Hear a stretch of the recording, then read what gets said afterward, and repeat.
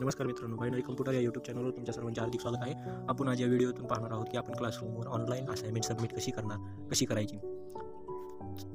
सर्वप्रथम तुम्ही या चॅनलवर जर नवीन असाल तर चॅनलला सबस्क्राईब करा, व्हिडिओला लाईक करा आणि जास्तीत जास्त शेअर करा. तर सुरुवात करूया व्हिडिओला.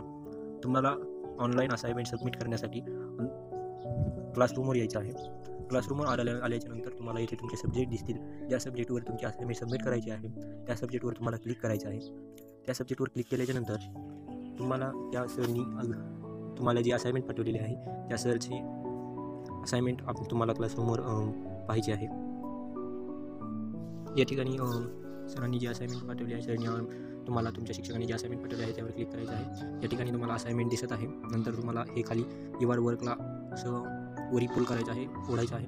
त्यानंतर ॲड अटॅचमेंट तुम्हाला येथे तुम्ही जी असाइनमेंट पूर्ण केली आहे, तुम्ही जर समजा नोटबुकवर वहीवर असाइनमेंट पूर्ण केली असेल तर त्याचे फोटो काढून ते तुम्हाला असाइनमेंट म्हणून सबमिट करायचे आहे.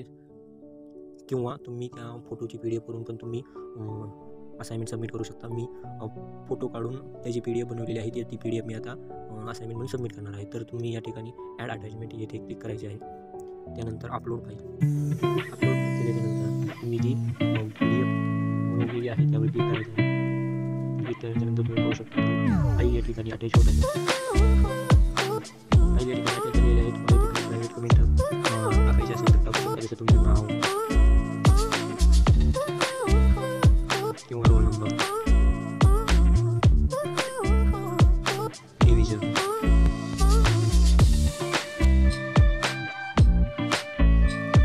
यानंतर माहिती भरलेली